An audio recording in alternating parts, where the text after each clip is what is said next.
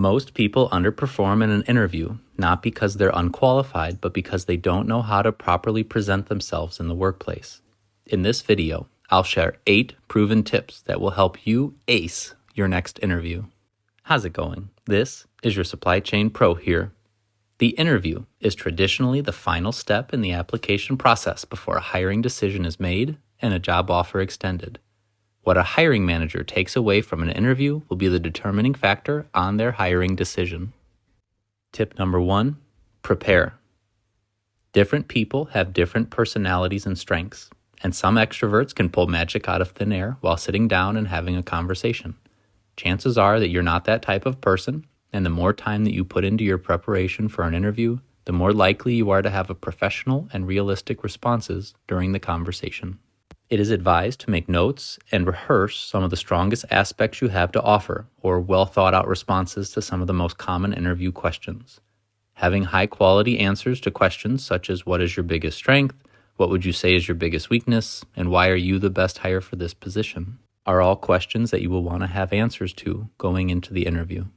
I have been a hiring manager for over 7 years and conducted more than 400 interviews. This is a situation that I see far too often, where a candidate does not have a well thought out response to some of the most basic questions about them. I can see them struggle to come up with something on the spot, out of thin air, or they make a very generalized statement about themselves that could be said of any applicant seeking the job. If this job that you are interviewing for is important to you, do your homework and prepare to answer some of these questions that you see on the screen right now. A future goal of the channel is to provide an interview best practice document to help you prepare and rehearse for your big day. Check out the description of this video in the future when that content is available. Preparation can also look like you researching about the responsibilities, expectations, or knowledge needed for the position, or learning more about the company or industry if you have little experience with these things from the past. It is always advised to know more if you can than know less. The second tip is to distinguish. It is in your best interest in this interview to distinguish yourself apart from other candidates applying to and interviewing for the same position.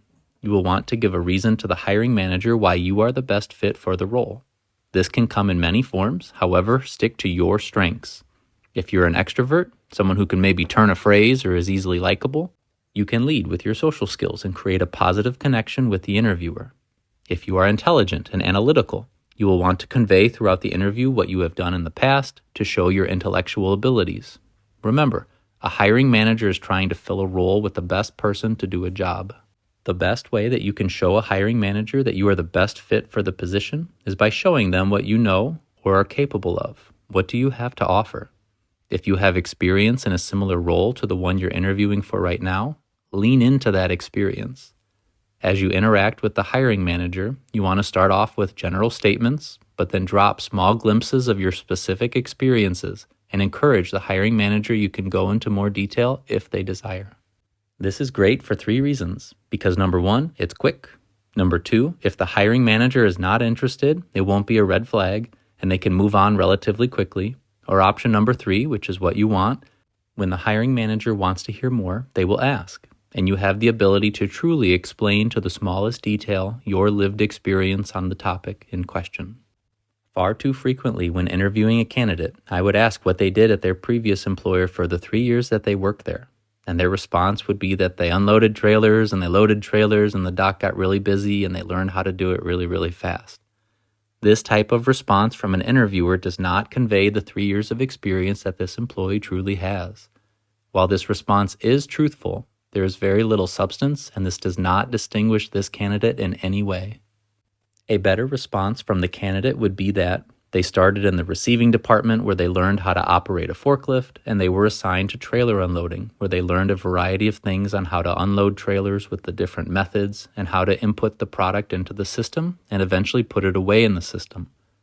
Once they showed their mastery of this, they were given the same opportunity to learn and grow in the shipping department, where they eventually were trained on both the loading activities and the order preparation as well. They should communicate that they learned so much between these 2 functions that they can bring with them to their next employer. This response to the interviewer is detailed enough to show them that the candidate has insightful knowledge, however, does not take up that much time. You can even ask the question at the end if they would like to know more specifics about what additionally was learned in this role. Tip number 3 is to be honest.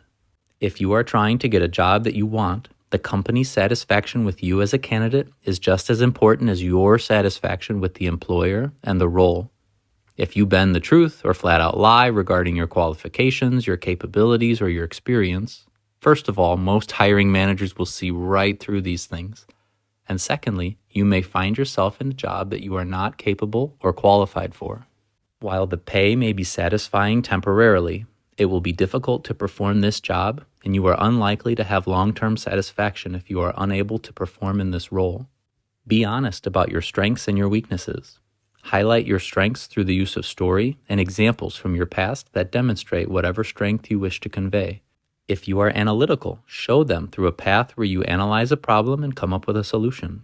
Or if you're a people person, especially applying for a role that interacts with others frequently, tell them a story how you de-escalated a situation with an angry customer from your past.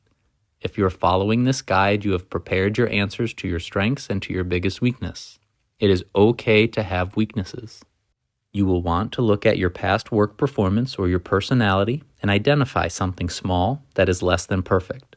This exercise takes a great amount of courage and humility. However, once you identify that weakness, consider other instances in your past where you have learned to overcome this weakness or this predisposition.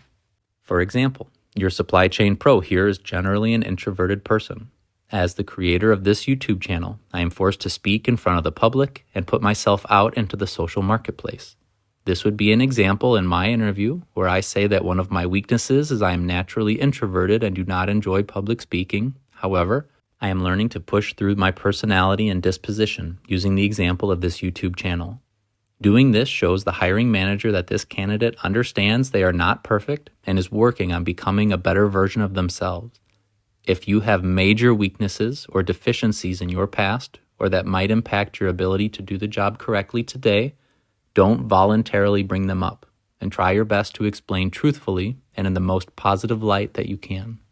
Sometimes the best thing you can do is explain that you now know more than you did then, and convey the difference between who you are today and who you were then. Tip number 4, don't talk bad about your past employers. This advice is easy to say and sometimes hard to do. Every employee has things that they don't like about their current and past employers. Even the hiring manager will disagree with their company at times. This is understandable. In the short 20 or 30-minute interview, you don't want to speak poorly of your past employer because it will plant a seed in the mind of your hiring manager that you had a bad relationship with your past employer. That hiring manager will not have the same level of confidence if one of the very few things that they know about you is that there was tension between yourself and your previous company. Tip number 5, have a professional and positive demeanor. When we think of someone who is a professional, we might think of a CEO, a lawyer, or a warehouse manager. While these are all professions, anyone can conduct themselves with a professional disposition. A professional disposition can be defined as respect for others that are not in the room, as well as even having respect for those that have wronged you that might not be in the room right now either. There is a slight amount of confidence needed in your ability that comes from your past experiences on the job. Trials and tribulations will happen at any job and at every level. What you should do is acknowledge that the trial or tribulation happened and communicate in a positive way what you learned and how you worked your way through it. It's easy to be cynical or down in the dumps when we think about challenges from our past. However, hiring managers prefer employees with positive mindsets that will lift themselves and others up when challenges occur, rather than negative mindsets that will pull themselves and others down when they face inevitable difficulties at their position. Tip number 6, be on time and dress the part. This one is very simple. It's better to be a few minutes early than a few minutes late. And it's better to be slightly overdressed than underdressed for an interview. If you are underdressed or late, this could be perceived by the hiring manager as a lack of responsibility, ownership, or prioritization in your candidacy for this vacancy. Tip number 7, ask insightful questions. As you interact with the hiring manager, if they use a term that is unfamiliar to you, ask them respectfully to clarify. Also, if you have done your preparation work from before, You should be able to come up with a question to the manager when asked. Start off with functional questions if you have them, like the rate of pay, or the vacation time, or the shift schedule, and these are all necessary routine questions if they haven't been discussed already in the interview. Ask at least one insightful question or interpersonal question to show the hiring manager that you're more than just an NPC going through a script. Ask the hiring manager, for example, their favorite thing about working for the company.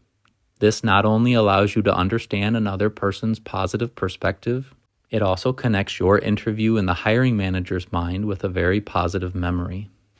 Tip number 8, end the interview with a firm handshake. Nothing seals an interview with a cherry on top than a confident handshake and a smile. Do not wave, do not do the head nod, and stay away from other informal gestures, no matter how awkward you feel. And there you have it. 8 tips to help you ace your next interview. Do you have a great, terrible, or unique interview experience? If so, comment down below. If you used these 8 tips and landed a job, come back and celebrate with the community in the comments below. If you found value in the content of this video, like and subscribe.